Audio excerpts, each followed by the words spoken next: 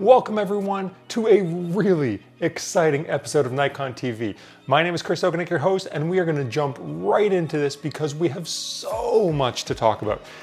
Yes, we went and introduced some brand new Nikon Z lenses, including the really sought after Z 100-400 Super Telephoto. People have been waiting for that for so long.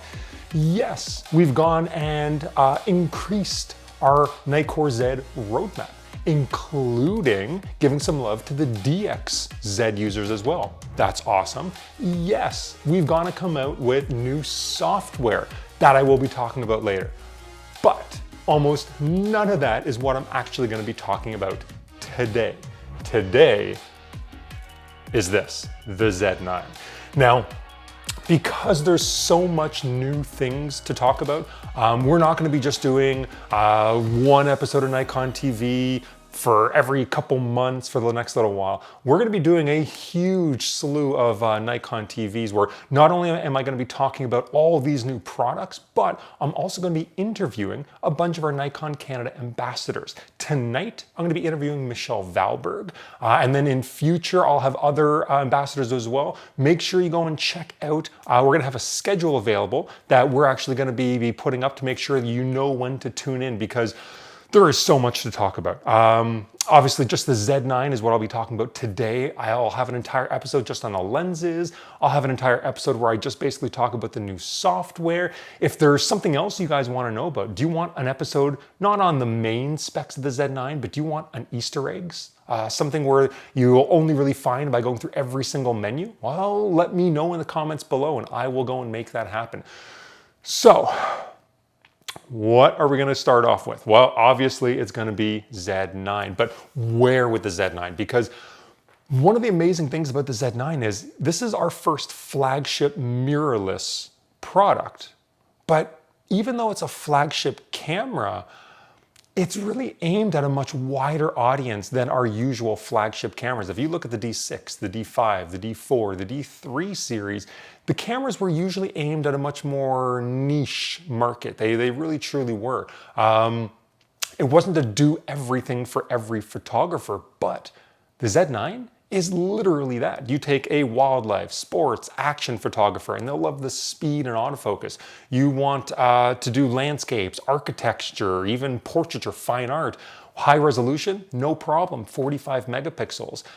If you just want a camera that's going to be spectacular on the video side of things as well, I'll get into the video specs on this. It just is light years ahead of what we've been able to do in terms of overall capabilities. So this camera is truly a do everything for everybody. And to be honest, at a price point that I think is way lower than a lot of people were expecting. Our D6 is priced at $8,500 Canadian. With tax, this is almost $2,000 cheaper than that. It's unbelievable how much cheaper this camera is with the capabilities and with the wide-ranging versatility that it has. So anyways, I'm not going to get into that too much. Let's actually start talking about the specs.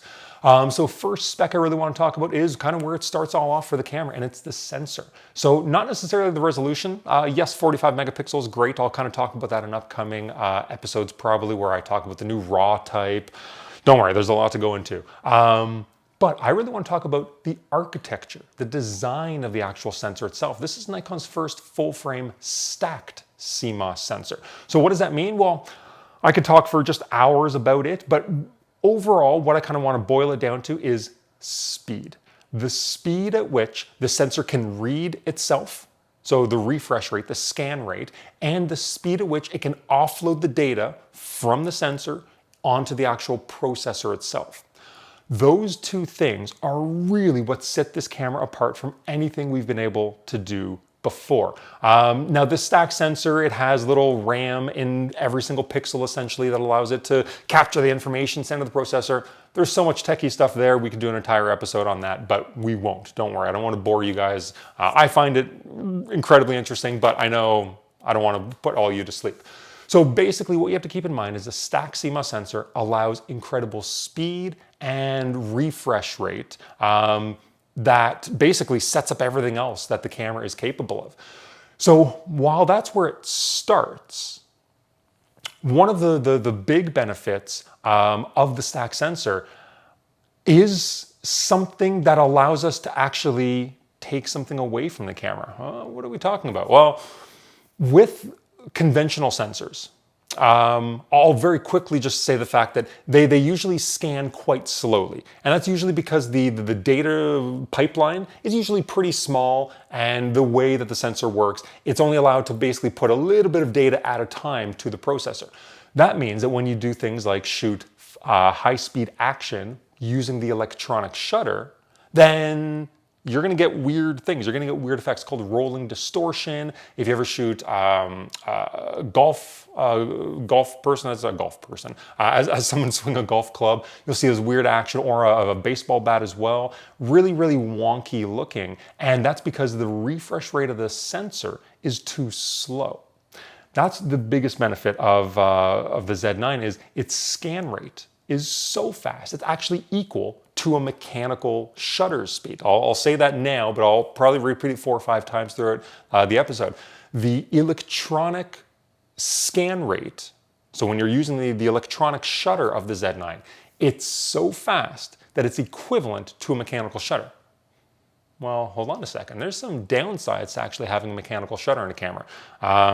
It's noisy.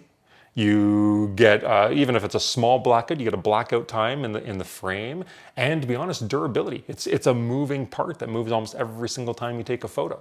So there's some downsides to it. Why do we even need a mechanical shutter? Well, that's actually one of the big things with the Z9 is the design of that stacked Cmos sensor eliminates the need for a mechanical shutter, which means we don't have a mechanical shutter in the Z9. It is electronic shutter only. Now, I can hear some of you going, whoa, whoa, whoa, whoa, whoa. You can't go and use flash with electronic shutters. Don't worry about it. I said it before and I'll say it again. The speed of the sensor, the electronic shutter, is the same as a mechanical shutter, which means if we're going to compare it to, let's say, a Z6 II, Z7 II, you still have 1/200th of a second of a max sync speed. And if you do want to go higher and you want to go into high speed sync, if your flash is capable of it, then you're able to go up to 1/8000th of a second using the electronic shutter. And you'll get the small little bursts, the strobes from your flash to make sure that your sensor is evenly lit. Okay, so where are the downsides? Well, there really aren't any, to be totally honest with you. You even get some extra benefits. You get better durability with the overall camera. You can actually get maximum shutter speed of 1/32,000th of a second. 1/32,000th of a second. That's just mind-bogglingly high. So, doesn't have a mechanical shutter, no need for it at all. Electronic only, still works for flash, better durability, fully silent, no rolling shutter artifacts when you're going and shooting, when you're shooting stills. This is sounding great right off the bat. Okay, well, let's now move on to the processor. The processor, XSpeed 7, a single XSpeed 7 processor. And again, I can hear some of you going, whoa, whoa, whoa, wait a second, Chris. We just came from the Z6 II, Z7 II, where you guys made a big deal about how you had dual XSpeed 6 processors. And yes, that is true. But let me just give you some numbers to let you know that this isn't just one small step from an XSpeed 6 to an XSpeed 7. The Z9 with its XSpeed 7 processor is 10 times more powerful than a Z7 II with dual XSpeed 6. 10 times more powerful. That should tell you something right there. The starting point for the Z9 is the stacked Cmos sensor, but the real heart of the camera, what enables everything from the crazy video specs to the speed to the autofocus, is the processor. This really is kind of taking that data pipeline from being one lane street to highway sized. This is absolutely massive in terms of what the camera is capable of. So when it comes to processing power, it's 10 times more powerful than what we had in the past. That's great. But what does that actually mean for real world usage? Well, let's first talk about autofocus, because I think that's pretty much where everybody's going to want to go right off the bat. Yeah, the specs are one thing, but I want to know how good the autofocus is. People really want, in this day and age, the best possible autofocus, and I can tell you right now, the Z9 does not disappoint. Now, right off the bat, the sensor combined with the processor can do 120 autofocus calculations per second. per second. That means, I'm not even going to get into the super techie aspects of it, of how many autofocus calculations it's making even at its fastest frame rate. It's fast. It is really, really fast. The amount that it can change in between shots is unbelievable. But there's something even more powerful when you combine the sensor with the processor, and that's the algorithms. Because the algorithms that we've used to go and track your subjects, when you're using specifically auto, 3D, or wide area, small or large, we're using brand new algorithms that we actually developed using deep learning. So by using these really, really computationally heavy processor in the camera, we were able to essentially teach the camera all these different types of subject matter. Now, I say all these different types. The Z9 has the largest number of subjects that it can detect all at once without you, the photographer, needing to even touch the camera. And that is what I really want to talk about for the next few minutes, because while you may not, as a photographer, actually need to know about all of this, you guys are tuning in right now because you want to be wowed by the camera. So what I want to show you is kind of some behind the scenes stuff, show you what the camera is doing, and realize that you're not doing anything as the photographer. The camera is able to process it all. So 9 different subject types the Z9 is able to go and detect all at once and automatically jump from one to the other without you having to do a thing. Okay, so what 9 are they? Well, we're talking humans. That's a given. Then we have our animal detect, which is usually dogs and cats. I've shot a lot of other different types of animals. Anything that has a similar facial structure will also go and get picked up as well, but we're saying dogs and cats. We also have bird detection, so that's 4. And then we have vehicle detection as a first for Nikon. So we have planes, trains, bicycles, motorbikes, and cars. So all of those 9, which a lot of, there's like our Z7 II can do animal detect, it can do human detect, but it can, with let's say a Z7 II or a lot of our competitors, you have to switch. So you have to tell the camera, I'm shooting birds. And then if your wife, husband, kid, whatever, walks in, you want to go and shoot them. If you want eye detect, you have to switch it back to human detect. And then your dog runs in, well, you have to then go switch it to animal detect.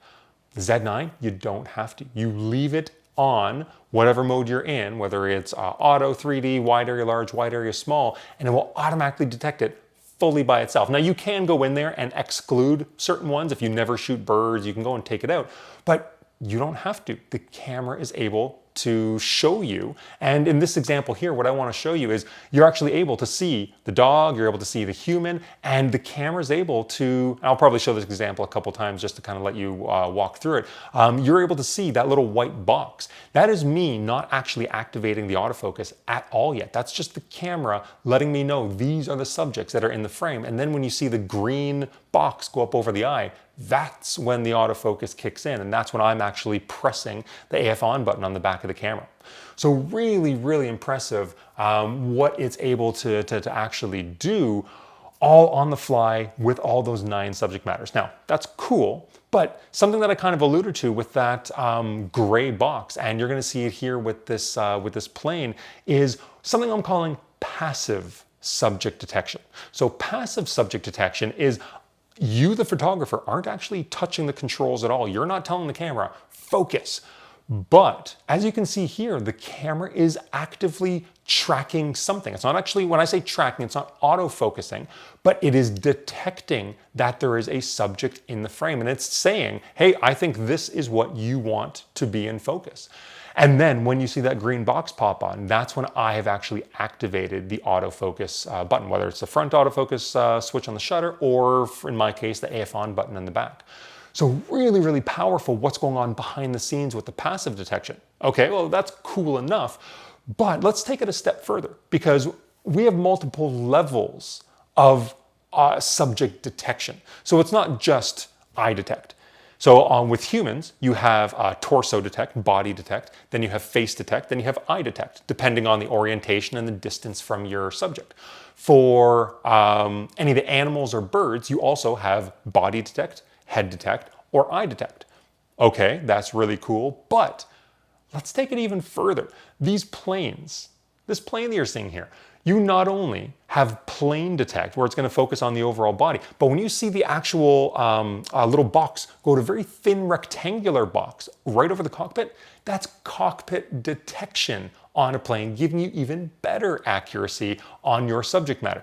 So the level of sophistication that these algorithms have built into them is unbelievable. And for me, seeing is believing. That's why I'm trying to show a lot of examples here, because I work for Nikon. I can go and tell you guys the camera is the greatest thing I've ever used, and some of you might believe me because I've hopefully gained your trust a little bit, but you do want to actually see how good the camera is. So all of these examples you've been seeing, those are direct feeds that I've been recording onto a Ninja directly from the viewfinder itself. So hopefully you guys are starting to get the sense of, oh my God, this is unbelievable in terms of how tenacious the autofocus is, how much it locks on, how it can follow any subject matter with what seemingly ease anywhere throughout the frame. So it's really, really impressive what this camera is capable of doing.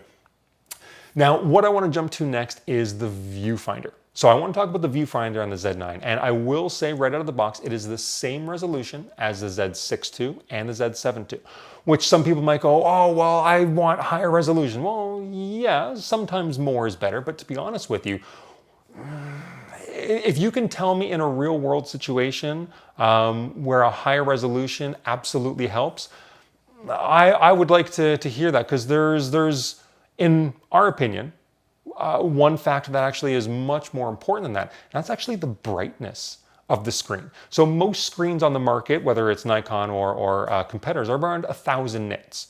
And that's good for most scenes, but in some really high contrast scenes, when you have shadow areas, let's say bright areas as well, then you're gonna not be able to get the full, I don't wanna say high dynamic range view, but you're not gonna be able to see the proper dynamic range of the scene as what you're gonna be able to actually capture in the image. But our Z9 has 3,000 nits that it's capable of being put to. So 3,000 nits is unbelievable. I don't care what high contrast scene you're in, the camera is going to be able to give you a proper realistic looking view from that. So that, in my opinion, is going to be more of a benefit than really, really high resolution for every scene. And most photographers I know who have access to a higher res don't actually use it because it's a huge drain on your battery life. So that's the first big improvement, is the nits of the Z9. But for me, it's what we're calling real live viewfinder. And what this means is you are getting no blackout. You are getting the most realistic, least amount of lag that you have ever seen with an electronic viewfinder. And that's one of the things I always hear all the time from people shooting a D6, a D5, a D4, where they're shooting very high speed action. They say, mirrorless isn't there for me yet. There's too much of a lag. I need to follow my erratic moving subject, and I just can't do it with an EVF. I need my optical viewfinder. Okay, fine. Not anymore. The Z9 is out of this world. Now, one of the reasons we're able to do it is we are, with this camera, again, processor and the sensor, that stack sensor, we're able to go and create two different pipelines, because most cameras on the market, they have a dedicated pipeline. I'll say they have one pipeline, and that one pipeline of data feeds from the sensor to the processor. And that not only is used to record still images or video, but it's also used to go and transmit data to your electronic viewfinder. So that's why you still get some blackout time with a lot of cameras. Even with some cameras who don't have blackout, they still have things called, let's say, repeating frames, where there's a little bit of a stuttering, or it doesn't show you a perfectly clean image, because it's using that same highway, that same data highway, to process the images as well as to see the live preview. Well, the Z9 has a dedicated pipeline for your images, and then a dedicated pipeline just for your electronic viewfinder. So you actually don't have any blackout. You have no stuttering, no blackout time, no nothing when you're going and using this camera. And one of the ways that I really want to kind of try and show this off is I want to show an example. I was at one of our air shows recently, and we have our Canadian snowbirds. They do a number of different really cool formations, but one of the things that they do is they do a flyby. Very, very close flying, and something that as a photographer you always want to catch is you want to catch them as close together in the frame as possible. And most of the time, the way you achieve this, regardless of whether you're shooting electronic viewfinder with a mirrorless camera or even a DSLR, is you usually track one plane and then you figure that you're going to see the other one at some point, and you just lay in on the shutter and you just go and shoot as many shots as you can, knowing you're going to throw 90% of them out, and you're going to keep that one where hopefully they're somewhere in the same frame. Well, what I wanted to try with the Z9 is I purposely only took 2 pictures. I had it set to continuous high, but I only took 2 pictures because I wanted to see from the moment I saw the plane enter the viewfinder on the left-hand side. So I'm following it, and you'll see the video in a second. As I'm actually following the one plane, the nanosecond that I see that plane enter the viewfinder on the left, that's when I press the shutter. Boom, boom, took 2 shots. These are the 2 shots that I was able to get from it. And if you can tell me that there was lag, you have not tried to shoot this yourself then, because let me tell you, the speed, the lack of lag that you get with this camera, it makes tracking any subject, I don't care how erratically moving it is, so easy to do. It is really unbelievable, the speed improvements just in the viewfinder alone because of the processor and because of that stacked Cmos sensor. It's pretty crazy what it's doing. Now,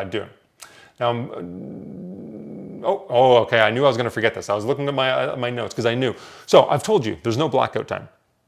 Okay, so there's no blackout time. How do we actually know that a picture is being taken? Because that's kind of key.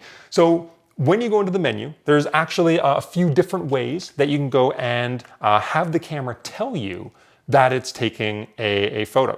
So what you're going to do is you're going to go into D13. I probably should have saved this for the Easter egg section. But if you go into release timing indicator, you can go to off. And off is obviously going to be nothing. You're just going to see no indication whatsoever.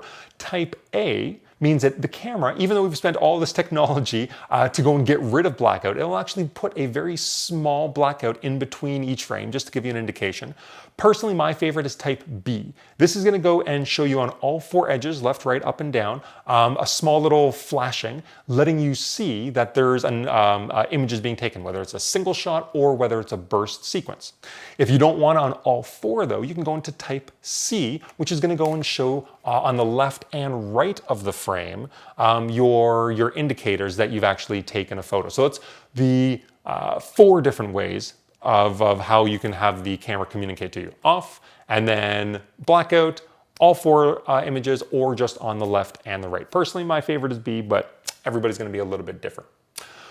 Okay, so we're burning through this. That's a lot of these stills. Actually, no, that's not a lot of the still. I forgot a big one, speed. How fast can the camera shoot? So the camera can shoot at 20 frames a second with RAW, JPEG, doesn't matter, with autofocus and exposure. If you don't need RAW, but you want even faster, you can go to our C30 mode. That means you get full resolution JPEG images with autofocus at 30 frames a second. And then let's say you want to go even faster than that. Well, then you can go to 11 megapixel JPEGs, and that's going to get you at 120 frames per second. That's in the C120 mode. So you can either go 20 with RAW, 30 with full res JPEG, or 120 frames per second at 11 megapixel JPEG images. So crazy how fast the camera truly is. But let's now jump over onto the video side of things, because I definitely want to talk about video with this camera. It is unbelievable what we're able to do and all the different options we're able to provide. I'm not going to go through all of them right now. Look for that in a future episode when I talk about all the different codecs and all the different internal options. All you really want to know right now, though, 8K, 24 and 30 frames a second. And the biggest thing that a lot of people are going to bring up is, well, we've heard with other cameras the fact that when you shoot 8K, you have to worry about overheating, you can't shoot for very long. Z9, over 2 hours of continuous shooting. So yes, we have removed the 29:59 recording limit. It's over 2 hours of a recording limit now, and you can do that at 8K. 4K. Obviously, the camera has a larger body, integrated grip, so that means that heat dissipation is better. We were also very, very careful with the actual materials that we used for the internals of the camera to make sure that it gives even better heat dissipation. So you do not have to worry about any overheating issues. Obviously, if you're shooting in a desert with crazy humidity, then yes, you do want to go and be careful. But under normal shooting conditions, you don't have to worry at all. 4K side of things. You get oversampling at 4K 24 or 4K 30. I won't go into that too much. Basically, you're just going to get a sharper image with better high ISO noise capability. And most other cameras don't offer that with this high megapixel count. The Z9 does. You can also shoot 4K at 60 frames a second and even 4K at 120 frames per second. So if you want high resolution and you want high speed, you have both with the Z9. We've also improved the audio, going from 24-bit audio up to, from 16-bit audio up to 24-bit audio. And like I mentioned, there are so many different codecs from H.264 to H.265 to ProRes 422. All of that, and this is the kicker, is recorded internally. You don't have any requirement to go and shoot externally to a Ninja, to a Blackmagic product. If you don't want to, you can go and record every single video option internally with no restrictions whatsoever. That's pretty impressive as it is. So there's a lot going on, not only on the still side of things, but also on the video side as well. All right, so now let's go and talk about the actual body and design of this. Now, obviously, being a flagship camera, it does have a full integrated grip, which means it is going to utilize the same ENEAL 18 series that the D6, the D5, the D4 cameras did, but it's a new version, ENEAL 18D, although it is backwards compatible with any of the other 18 batteries as well. Dual CF Express card slot, which means you can also go and use your XQD cards in here as well, but they are the same format. So you don't have to worry about mixing and matching one memory card with another. It's dual CF Express. When we're talking about ergonomics, obviously you can have full functionality when you're shooting landscape mode, but also really, really comfortable grip when you're shooting portraiture as well. And the button layout really helps with that on that side of things as well. You have full customizability, but we've also shifted the buttons around a little bit so that regardless of whether you're shooting landscape or portrait, you have access to a lot of the buttons on the back of the camera, specifically like your playback, your zoom in, zoom out button, all at your thumb's disposal here without having to take your right hand off the camera at all. So really, really a nice improvement moving even from the other cameras, which I thought were spectacular as they already were. I already mentioned a lot of the customizing buttons. So we have 3 function buttons on the front, another function button on the back. We have our mic here, we have a voice memo option, everything you would expect from a camera at this level, as well as a lot of built-in wireless features. So if you had a D5, a D6, and you wanted to go and do FTP, you wanted to go and sync multiple cameras, if you want to do any high-level, really pro advanced wireless functionality, you had to buy a $1,200 to $1,500 device, depending on whether we're talking US or Canadian dollars here. The WT unit, WT5 or WT6, would plug in, and that would give you the advanced wireless capabilities. No more. If you actually look at the side of the camera, there's no dedicated port for a WT unit. That's because it's built in. So regardless, whether you want just very basic wireless capabilities, if you want to go and transfer your images to your smartphone using SnapBridge, hey, no problem. We've built in Wi-Fi and Bluetooth. But if you're a pro and you want to go and do advanced wireless things like sending photos directly to your editor through their FTP site, you have that functionality built right into the Z9. And with the Z9, there's actually a brand new menu option as well. We actually have along the far left a dedicated networking option, which just kind of lets you see everything nice and cleanly. You don't have to go searching through the setup menu anymore. It's really, really easy to go and find. And it is just unbelievable when you take into consideration the fact that I said earlier about how lower priced the Z9 is than a lot of people kind of expected, when you combine that with the fact that we've built in the WT unit into the camera, that's an even bigger savings than you would have normally got. Anyways, yeah, so there's a lot going on with the Z9. Now, I don't want to, I've been talking longer than I probably should have. I just get, as you can see, very excited about this camera.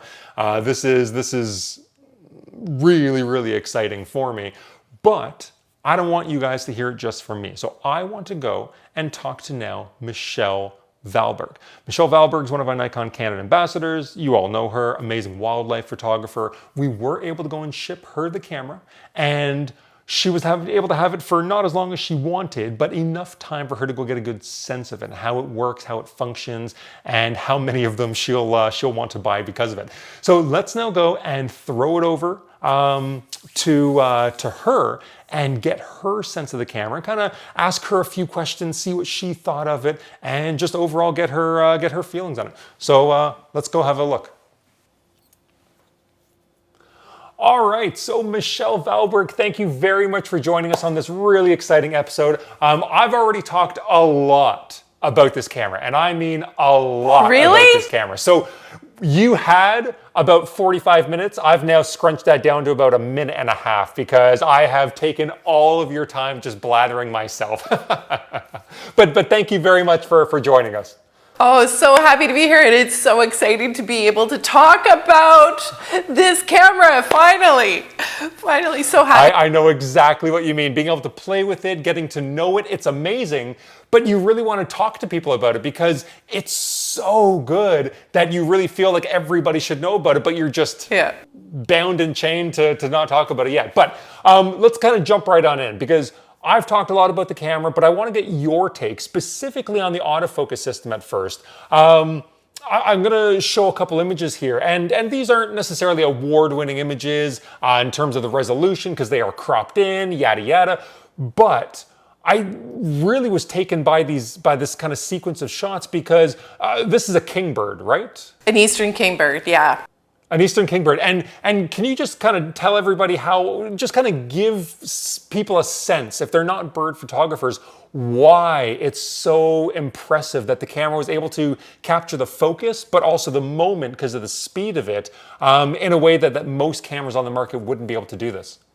You know, I've been able to photograph kingbirds, but never quite like this. I have to say, it was a game changer. I used the 3D tracking, and that little extra added bonus of that eye tracking within that 3D tracking was able to track these. They're so fast, Chris. I don't even know how to describe how fast they are, but I've never been able to capture this motion. And as you said, they're not exactly my award-winning photos, but the fact that I actually saw it grabbing the insect out of the water, I was able to capture it. I couldn't see it with my own eyes. That's the other thing. I had no idea. They fly down to the water and they fly back up to the tree. Everything happened so quick. And the responsiveness of this camera was what blew my mind. And of course, the autofocus and the 3D tracking has to be my absolute favorite mode, I have to say, for wildlife. Because you did used to, I used to tease you about this for many, many years. Back when you used to shoot DSLRs, you were more of a single point autofocus or, heaven forbid, manual autofocusing. Yes.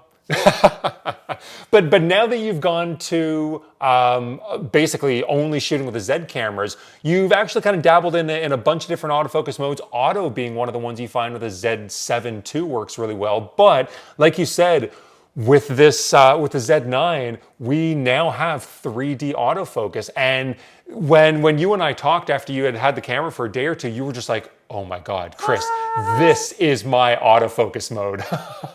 It was so exciting. And right from the get-go, like from the time that I picked up the camera, that was the mode that I was most excited about. Put it on there. And even that deer shot that I have that walk through the weeds, I mean, it just locks onto the eye. Even those darker birds, like there's no contrast between the eye and the feathers, like black on black, and it's still, the camera's smart enough, it's picking up the eyes. I mean, this is what we've been waiting for. And at 20 frames a second. I mean, seriously, it just, you're capturing images that I don't know. I never imagined possible, even with the technology that we already had, which is already fantastic. This is just taking it to a whole different level.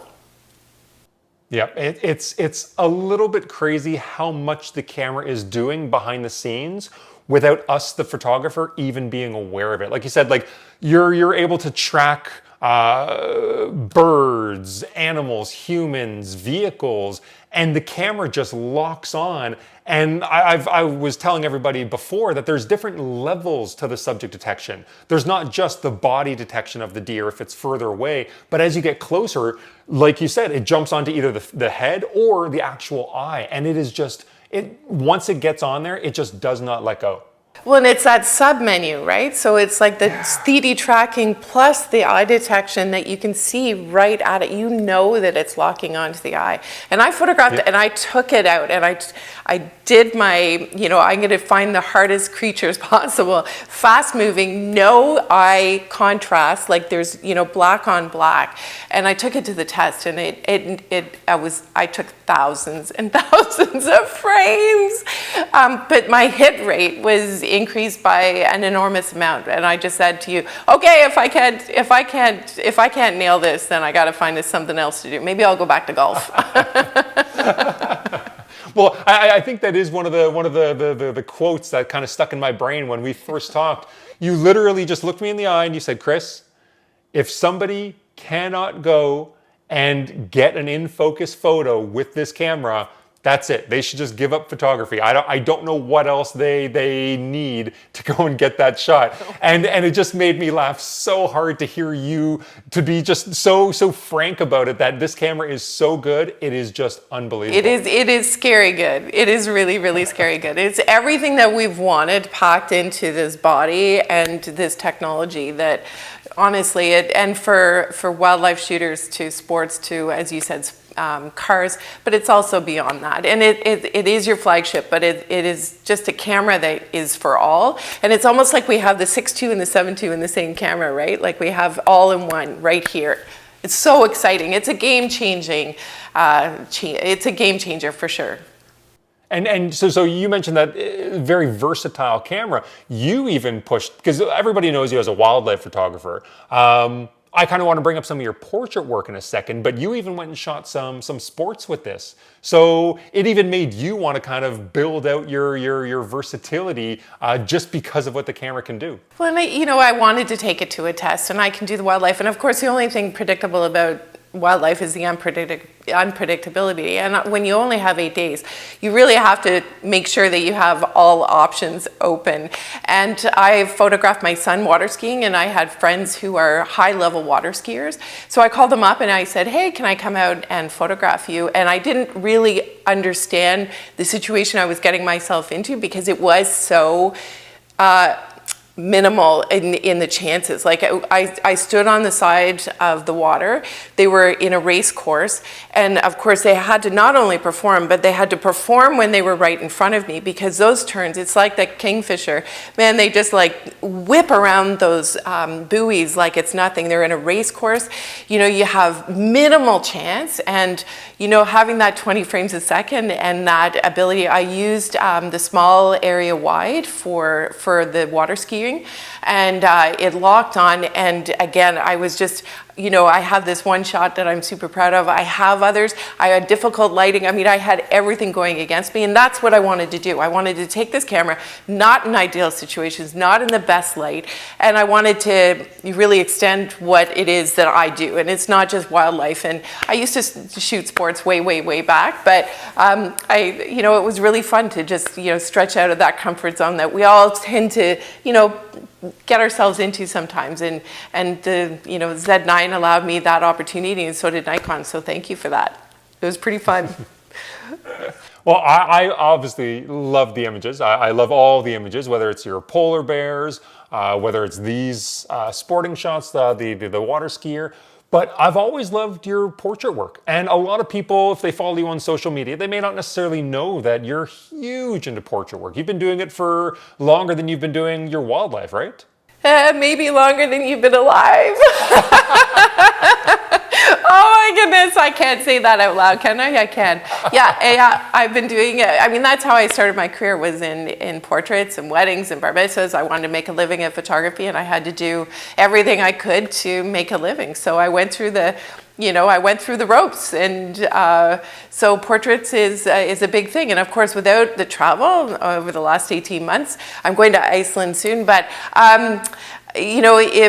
if I hadn't had this opportunity at home, I probably wouldn't have spent as much time in the studio. So when I was offered the chance to try the pre-production Z9, I thought, you know what, this is an opportunity for me to photograph this beautiful, beautiful young Indigenous woman that I had in my studio.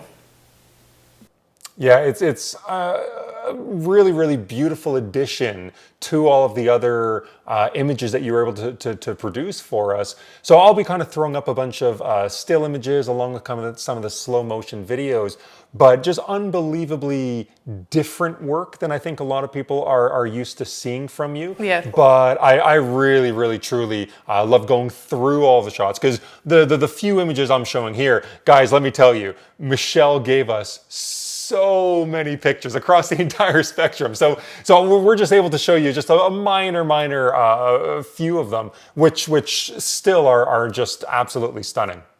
Oh, thanks. It was really amazing when I had her in the studio, because she is a hoop dancer. And of course, there's a mimic of animals, which I thought was my tie to wildlife, maybe. And she is rediscovering her culture, her Indigenous culture. She's also French Canadian, so it's kind of like a fuse between her two cultures. And when she was in the studio, I felt confined. Like she's a spirit. She's a two-spirit, but she's just a force, and she has so much energy. And so when I knew I was having the camera, I said, can I take you outside? I have a smoke machine, and I have an amazing makeup artist that I want to have come along to transform you into this beautiful spirit. And not that she wasn't already, but just to take it to that extra mile. And I think that's really important for us to always stay creative, and push our boundaries. And I also knew I had to do it very quietly, so I chose my own backyard. Fortunately, we had room. It was like 40 degrees out. It was so humid. We had bugs. We had humidity on the ground. I had 2 lights. I was using 2 constant style lights. And McKenna just went, and we blasted the music, and I just allowed her to be. I really did not do any control.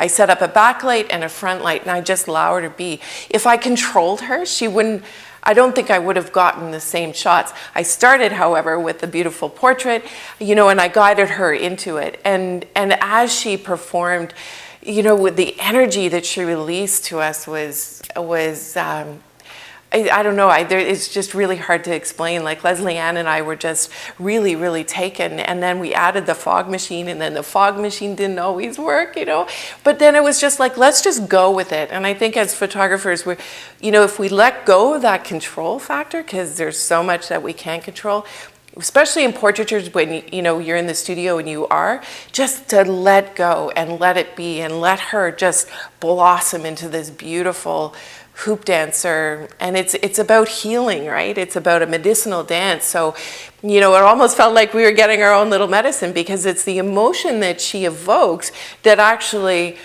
creates that medicine that we all need for our mind, body, and soul. So I was really, really happy that everything happened the way that they did, and that the camera came in my hands, and McKenna was available, and Leslie Ann, and the night worked, and then I wanted to do so much more with video, and I wanted so much, but you're a one-woman show, so no, I couldn't even tell them what it was for. So McKenna, here's for you. Thank you.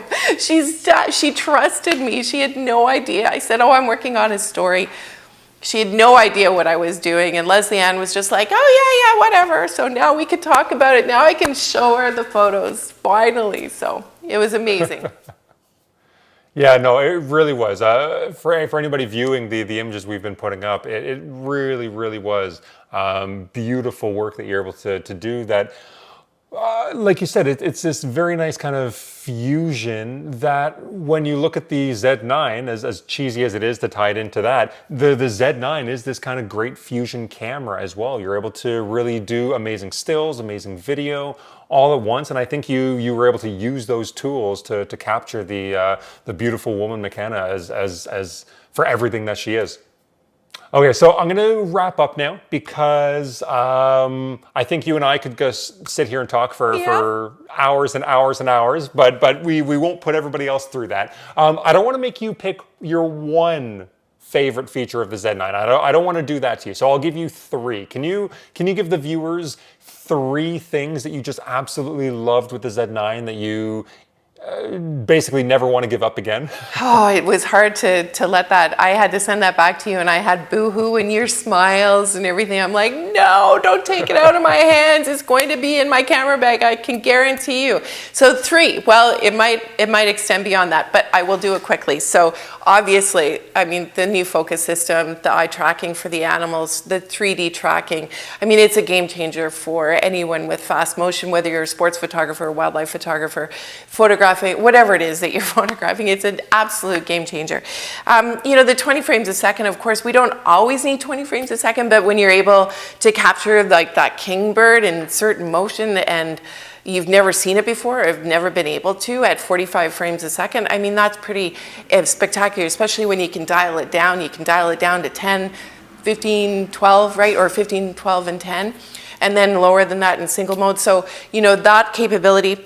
And then I have to tell you, like, one of my top is the, you know, sensor shield, I have to say.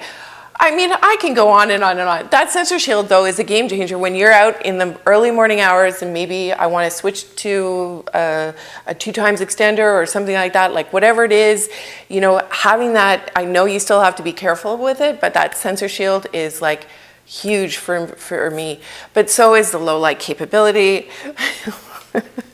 Where do you want me to stop? Where do you want me to stop? It's actually funny. I didn't even talk about the sensor shield. I talked for, oh God, I don't even know how long, but before you and I just jumped on, and I didn't even talk about the sensor shield. So this is the first time people are hearing about it from us. And basically what it is it's a little bit more beefy, what it looks like a shutter. But because we obviously don't have a shutter mechanism in the camera, we're able to put a more durable shutter shield in there so that if you actually go and take your lens off when you're out in the field, like Michelle said, you don't have to be quite as worried about dust getting on there. But let's say you do go get a little bit of dust on your on the sensor shield. Well, what happens when it goes and moves? Well, that is actually going to get sucked into the actual main body of the camera itself. So then you're going, well, what's the point of doing that? Well, it does help to a degree, but we thought about that because we now have two layers of coatings on our actual Z9 sensor. One of them is a dust electroconductive anti-dust coating, if you want to put it that way. And that's just going to stop dust from actually adhering to the sensor. And then we have fluorine coating, which we've had for a number of years on a lot of our lenses. And that coating is there to help you go and clean the sensor. If you do go get something a little bit goop on the sensor, if you do get a large piece of debris that you want to clean off, that just makes it that much easier. So those are the two sensor coatings along with the actual dust shield itself. So that combined means that you really, like you said, Michelle, you don't have to worry nearly as much when you're out in the field, especially when you're shooting sports, when you're shooting wildlife. You are in really dusty areas a lot of the time. So that just kind of gives you a lot of peace of mind when you're actually out shooting. Yeah, and I never go anywhere without my blower, but yeah, it makes all the difference for me. I truly, especially with video, I think that's where I was going to go with it. You know, that little dust spot that comes in and you have no idea, just that peace of mind. There's so much about this camera that is amazing. And it's just everything that everybody has been waiting for and so exciting for Nikon and the future as we're all going to become even better photographers for sure. And if you don't, take up golf. Well, I think that's a really good way to end it. If you can't get an in focus picture with the Z9, Michelle Valberg thinks you should take up golf. Or flower knitting or something. But don't give All right, up. well, But Michelle, don't give up. I'll leave it at that, and I'll say thank you very, very much for joining us, and I'll make sure to have you on Nikon TV again. We can go and just talk about anything random, or we can talk about maybe a telephoto lens that's maybe out in the market as well. But either way, I'm going to have you back out. I'm going to have you back on here, and we can go and talk later. I'll talk to you later. Oh. See, I knew it was worth it. I knew that me talking was going to get some good info about the camera, but hearing Michelle talk about the camera and how much she was able to get out of it and how much now she misses shooting with it is just unbelievable to hear. I love talking with Michelle at any time, especially when it comes to new cameras that just kind of reignite her passion, whether it's for portraiture or sports even, or obviously wildlife for her. So thanks very much for Michelle for joining us. And for just as a quick wrap up, because we obviously are pushing quite a bit more time than usual, I want to say thanks to you guys for joining in, for staying with us. Keep in mind the Z9, this is not going to be the only episode we're doing about it. If there is other information that you want to hear, is it an Easter eggs episode? Is it something specifically about the autofocus? Oh, by the way, the autofocus system, when I was talking about it, I forgot to mention that we have brought back 3D autofocus. We have obviously our single point, we have dynamic, small, medium, and large. We have wide area, small and large. We have our auto area, but we've brought back 3D tracking. First time for a mirrorless camera. I totally forgot to talk about that earlier. So if there's other things that I did forget that you guys want to know more about, throw it out in the comments. I'll include it in other episodes because we are going to have other ambassadors, and I have a lot more to go through with this camera, whether it's the new high efficiency RAW, whether it's talking about some of the Easter eggs. There's so much that I could go into. But you guys have stuck with me long enough. I thank you very, very much for hopefully enjoying this episode. And until the next episode, I'll see you then.